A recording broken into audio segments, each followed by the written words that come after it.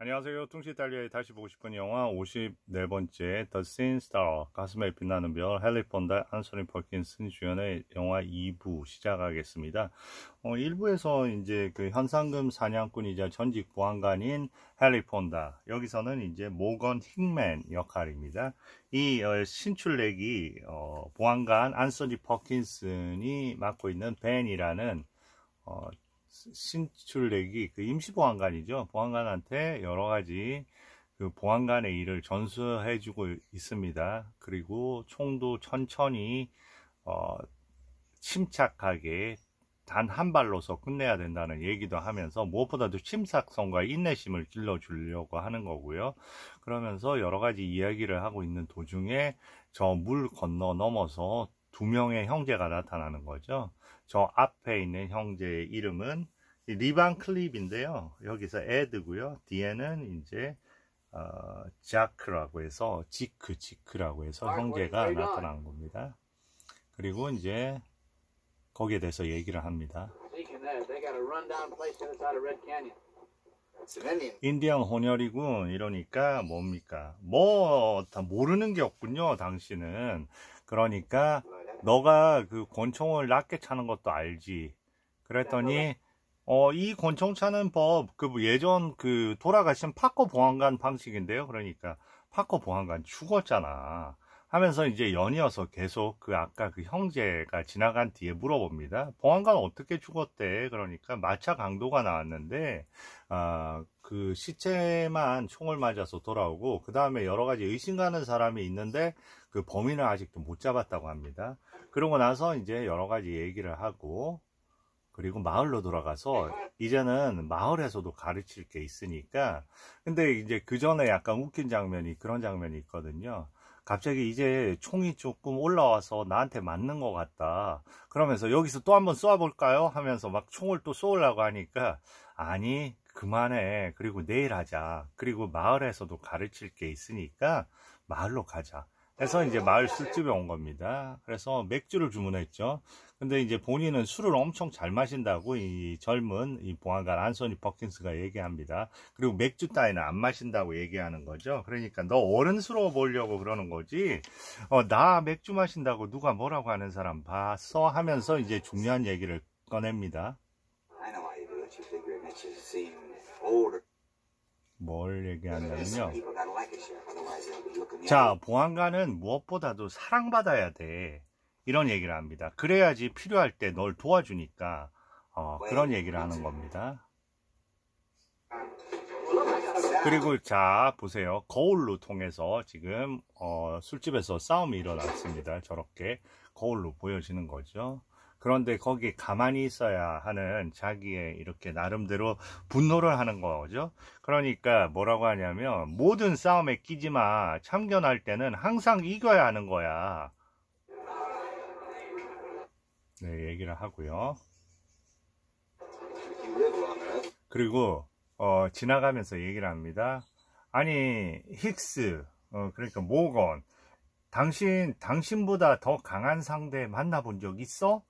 이렇게 한번 물어보는 거예요.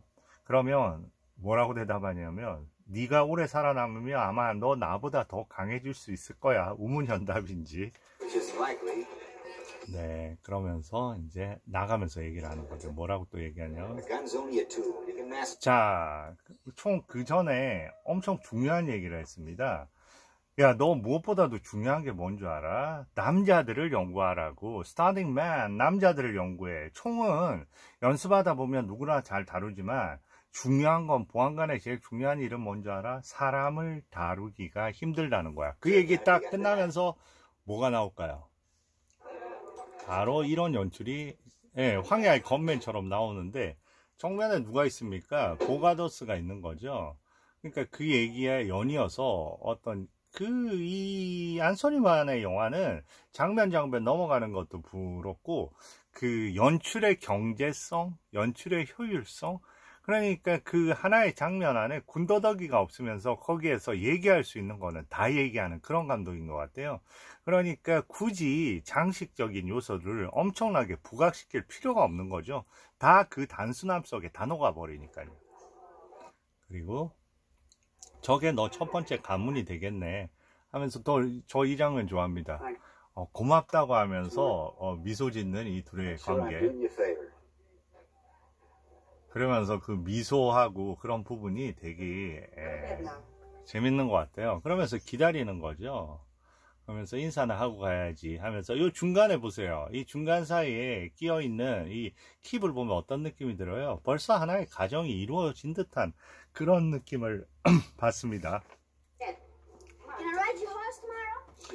자, 보안관 들어가세요 하고 이제 얘기를 하고요. 여기서 이제 얘기를 하겠죠.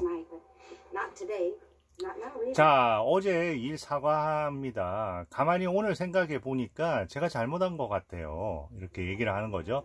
무슨 얘기 했어요? 그때, 멕시칸 계통 혼혈인 것 같다. 당신 아들 얘기하니까, 뭐라 그랬어요? 당장 내일 그만둬라고. 나가라고 했죠. 저 중간에 있는 저런 등불들이 상당히 좋은 연출이 되는 것 같아요. 자, 이제 인디안에 대해서 얘기를 합니다. 자기 남편에 대해서 얘기를 하는 거예요. 어떤 대사들이 주로 오고 가냐면요. 자, 모두들 인디언을 싫어하니까요. 근데 자기는 그들을 좋아했답니다. 왜냐하면 아버지가 그 인디안을 위해서 그 일을 했기 때문에. 그래서 그 모두가 인디언을 싫어하니까요 부터 대사가 시작되거든요. 그러면 그 헨리 폰다가 이렇게 답합니다. 그렇게 교육받았으니까요. 그 다음에 이제 아빠는 인디안 관리인이었어요. 그랬더니 미워하면서 크면 좋아하기는 쉽지 않죠. 어떻게 보면 헨리 폰다는 아주 현명한 그런 어떤 대답을 내놓는 사람입니다. 그러니까 처음부터 인디안을 싫어한 게 아니라 그렇게 교육을 받았던 시스템이 문제고, 한번 그렇게 교육을 받으면 다시 그걸 되돌리기가 힘들다. 그래서 첫 번째 그 교육이 중요하다. 어떻게 보면 인디안 보안관으로서의 그런 어떤 임무하고 비슷한 거죠. 근데 그들을 좋아했고 그리고 결혼했다는 얘기를 하는 거죠. 근데 좋은 인디안은 죽은 인디안 아니에요? 그러면서 공평한 일생을 위해서 노력해내면 죽여버리죠. 이게 뭘까요? 자기 남편에 대한 얘기겠죠. 그리고 살인이 아니고 인디안을 죽였다라고 하죠. 그러니까 여기서 인종차별적인 그 사회의 그런 부분을 반영하는 겁니다. 아까 보가더스도 그러잖아요. 제일 처음에 총으로 한 명 죽였을 때 이 혼혈 죽인다고 해서 무슨 처벌을 받겠냐, 더군다나 정당방위였다 하면서 얘기를 하죠. 그러니까 여기는 인디안은 혼혈은 아예 사람 취급을 못 받는 그런 상황입니다. 그러니까 당연히 이제 물어보겠죠. 그러면 여기서 왜 사냐고, 떠나지. 네, 그러면서 여러 얘기를 하는 겁니다. 그를 죽여버리죠. 이렇게 하면서 남편 생각을 할 때는 이렇게 클로즈업으로 가는 거고요. 그냥 인디언을 죽였다 하죠. 그러면 이제 그 헨리 폰다가 거기서 끝나지 않고 그 자식부터 해서 그 부인까지 조롱감이 된다는 얘기를 하는 거죠. 그러면 어때요? 거기 왜 떠나지 않죠? 친구가 한 명 있어서 못 떠난답니다. 그 친구가 누구냐면 바로 그 마을의 의사인, 모두로부터 존경을 받는 바로 조 맥콜스인 거죠.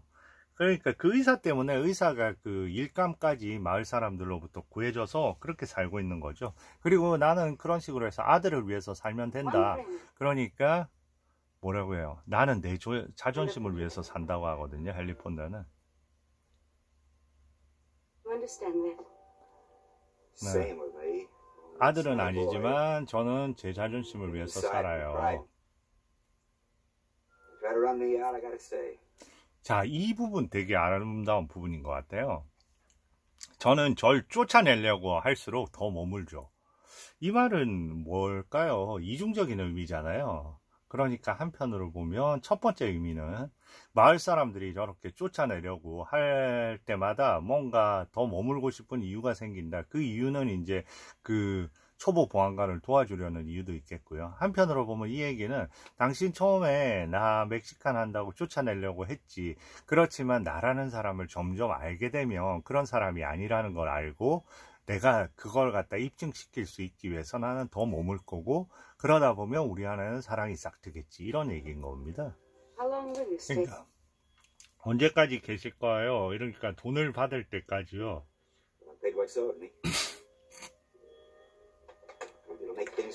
네, 그리고 이제 대받아 치는 거죠.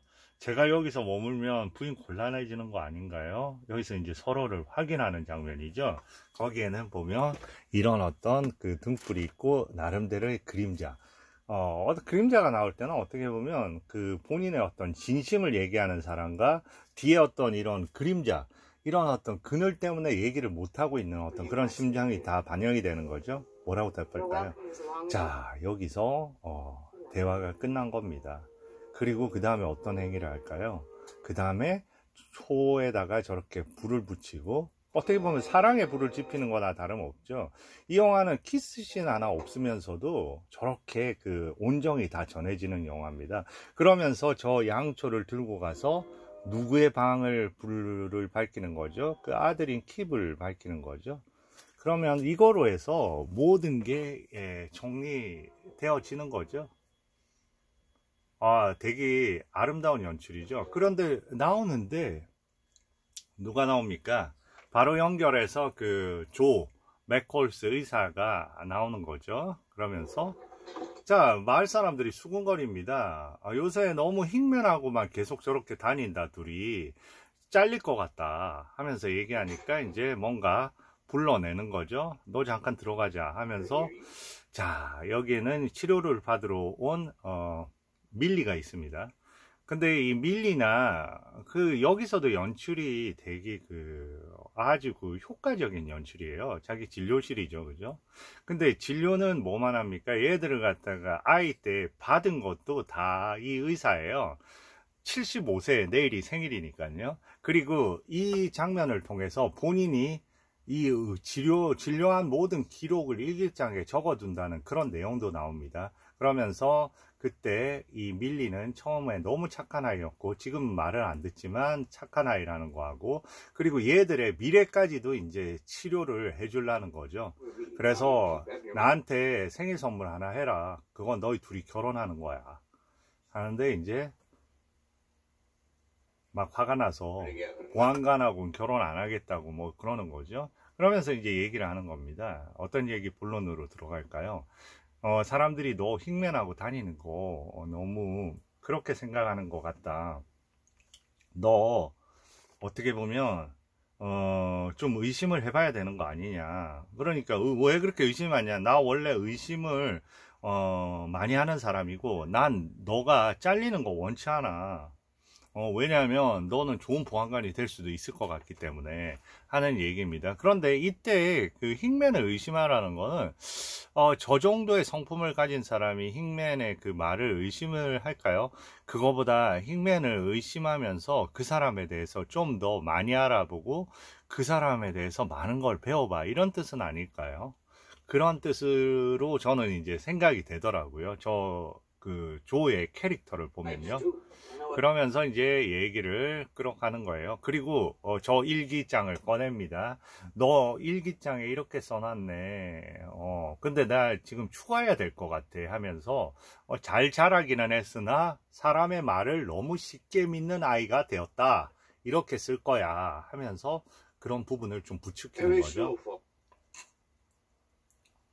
그랬더니 어떻게 해요? 바로 다가가서 당신 진짜 보안관 맞냐고 물어보는 거예요.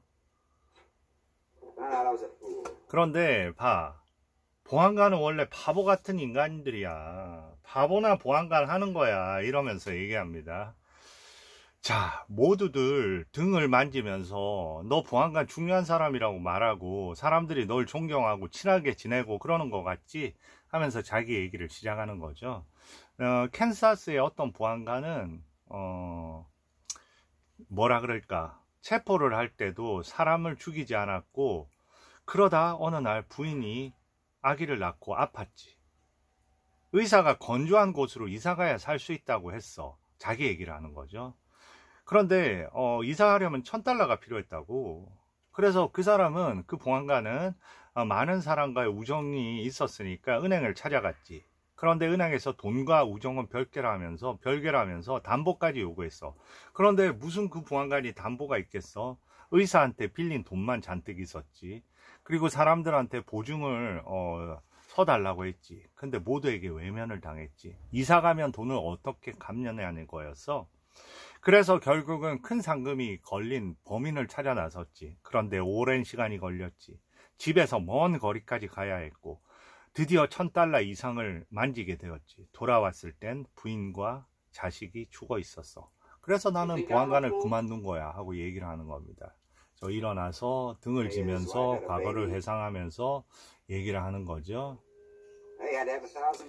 그러니까 어떠냐면 이렇게 일어나서 움직이는 어떤 동선, 그리고 중요한 어떤 감정이 벅차오를 때는 그 교차로 클로즈업을 보여주고, 아주 단순한 연출 같으면서도 되게 연출 자체가 깔끔해요.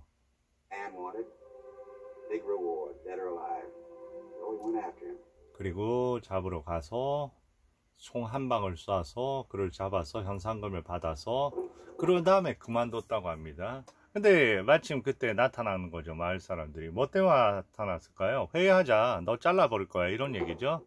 근데 내일은 내일은 그 맥콜스 의사 선생님 그 뭐랄까 생일이니까 내일 안 되고 그 다음날 하자. 그리고 참 당신 이제 돈 줄 수 있어. 그러면서 돈을 주고요. 돈 줬으니까 빨리 떠나. 그러면서 저렇게 업무 처리를 합니다. 근데 뭐라고 하냐면 이때 고집스럽게 얘기하는 거죠. 나 보안관은 그만 안 둘 거예요 하면서, 그러니까 야 너 이제 진짜 보안관 된 것 같다 뭐 태도가 하면서 정말 고마웠어요. 계속 저는 이 영화에서 제일 재밌는 부분 중에 하나가 계속 그 안소니 퍼킨슨이 헨리 폰드한테 저 고마워하는 저런 장면에 둘의 미소가 너무 이 영화에서 그 볼거리 중에 하나라고 생각을 합니다. 네. 그리고 이제 이렇게 딱 끝나가려면 어때요? 또 사건이 저렇게 겹쳐지는 거죠. 저런 부분이 되게 이 영화의 또 강점이기도 한 것 같습니다. 누가 총 맞아서 왔어요. 근데 조라는 인물이고요. 조라는 인물은 총을 맞았고 총을 맞는 동안 두 명의 복면 복면 강도가 나타났는데 그 중에 한 명의 오른팔을 또 관통을 시켰습니다.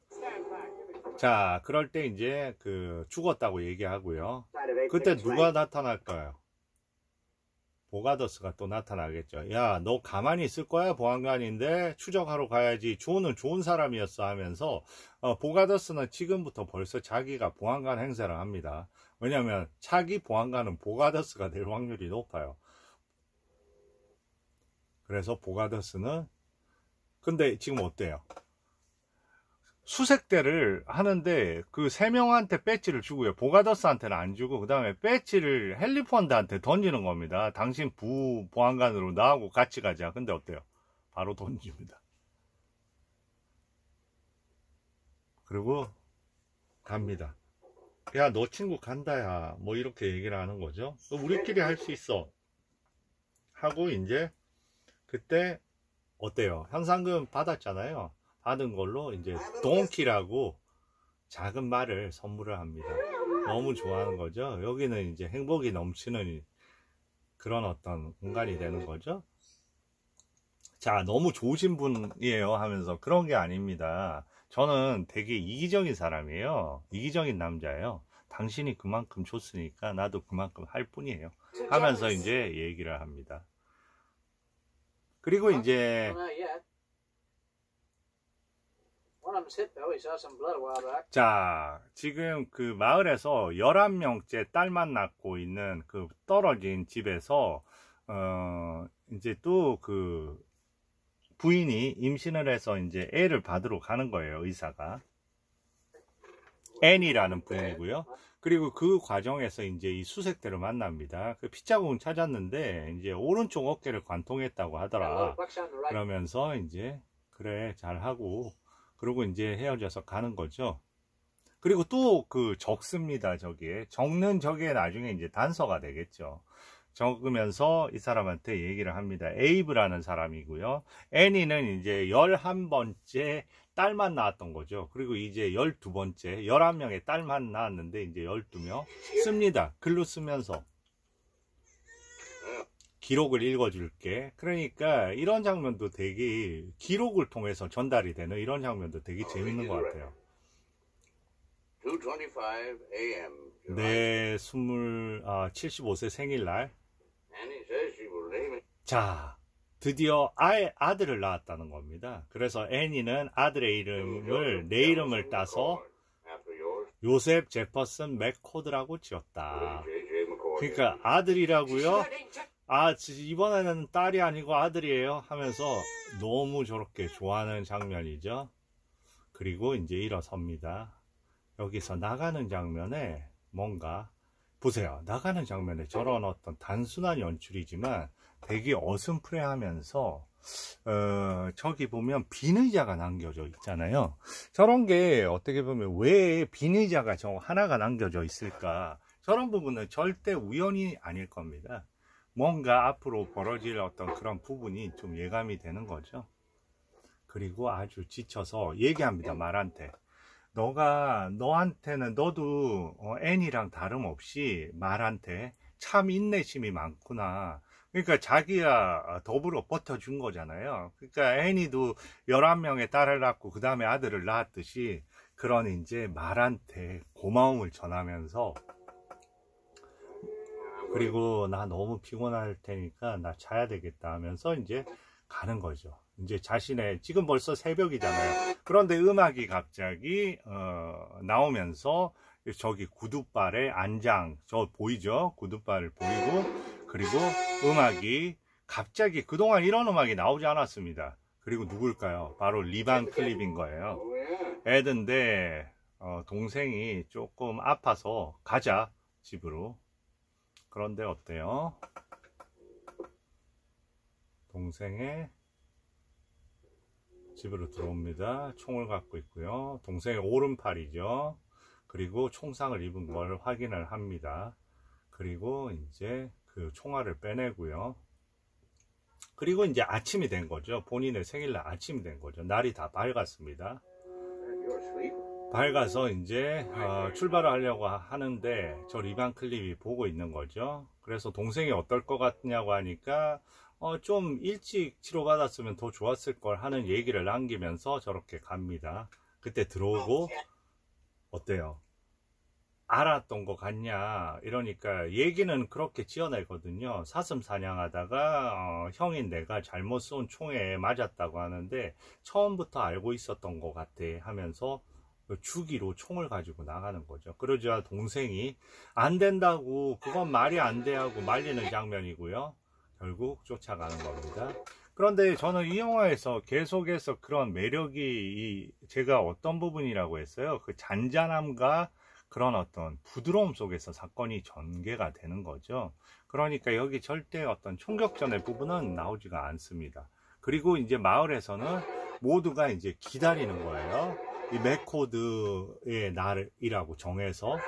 그래서 노래를 부르고요. 저기에는 이제 그 꼬마인 킵하고 이 부인 노나도 다 나와 있는 거죠. 그 옆에 누굽니까 여기 헨리 폰다도 같이 있고요. 모두가 이제 들어올 때 나팔을 불고 그는 선한 사람이라고 얘기하고 노래부터 그러면서 이렇게 홀로 저렇게 외롭게 들어오는 마차죠. 어떻게 보면 그 아까 빈 의자하고 똑같은 개념일 겁니다. 의자가 채워지지 않았죠.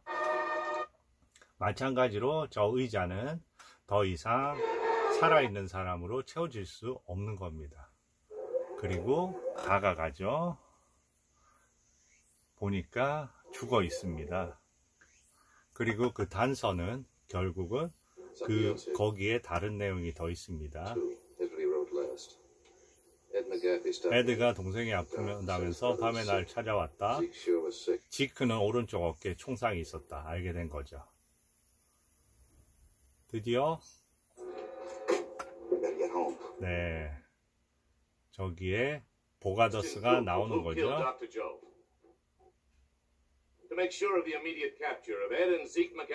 그래서 여기에 이제 현상금을 거는데요. 현상금을 걸 때 지금 보가더스가 얘기합니다. 그 혼혈이고 그러니까 인디언 혼혈이라고 했잖아요. 제일 중요한 거는 항상 보안관 새롭게 신임이 된 사람은 신임이 된 우리의 그 안소니 퍼킨스는 무조건 생포하기를 원하는 사람이에요. 그런데 그 보가더스는 무조건 죽이기를 원하는 사람이에요. 그러니까 조건을 바꿔달라고 얘기하죠. 죽여서도 그 현상금을 주느냐 이렇게 얘기하고 압박하는 겁니다. 근데 여기 지금 이런 포지션 자체가 보면 실질적으로 모든 무리가 뒤따르고 보가더스가 보안관 같고요. 여기는 왜 완전히 그 경직돼서 여기서 밀려난 듯한 그냥 혼자 외롭게 이렇게 서 있는 그런 부분이고요. 시선은 모두 이쪽으로 무리로 향해서 있고요. 그 무리를 바라보는 어떻게 보면 등지고 서 있는 헬리폰다. 이런 구조 자체가 아주 뭐랄까 현실적인 구조라고 할까요? 자, 그래서 그러면 쳐다보는 거죠. 자, 사람이 아니고 혼혈이야. 죽여도 돼. 네, 더럽게 싸우니까 네, 죽일 수 없으면 우리도 걔들한테 죽을 거다. 그럼 알았어요. 죽여서라도 현상금을 준다. 그러니까 이 시선이 교차하고요. 본인의 신념이 꺾이게 되는 거죠. 왔습니다. 같이 하자니까 저기 수색대, 야, 너 수색대 저거 어떡하려고 하냐. 수색대 저래가지고는 못 잡아. 쟤들은 금방 폭도가 될 거야. 저 일을 처리할 수 있는 거는 오로지 한 사람뿐이 없어. 그리고 가면서 얘기합니다. 내가 너한테 마지막 교훈을, 마지막 수업을 해줄게. 네, 하고 이렇게 떠나는 거죠. 그리고 이제 저기서 보가더스가 한 폭도들, 일종의 폭도대는 아니고요. 그 수색대 무리들은 이제 가는 거고요. 이때 처음으로 보면 어떻게 보면 액션 동선이 나오는 거죠. 그리고 저는 보면 저기에 저 말발굽에 막연히 저 표정을 가지고 킵이 동경하는 저런 부분이 또 되게 매력적인 것 같아요. 킵, 그리고 어떻게 보면 킵 위에는 누가 있습니까? 어떻게 보면 벤이 있고요. 벤의 스승은 이제 모건인 거죠. 그런 식으로 어떻게 보면 이 스토리는 계속해서 이어지는 듯한 그런, 이어질 수밖에 없는 그런 부분입니다. 근데 쟤는 지금 보면 인디안 혼혈이잖아요. 인디안 혼혈의 그 한계는 있을 거란 말이에요. 그런데 저 추격하고 쫓고 하는 거를 벌써 말 타고 이런 걸 동경하는 아이로 저렇게 비춰집니다. 자기도 억제할 수 없는 충동인 거죠. 같이 따라 나서는 겁니다. 저렇게. 그리고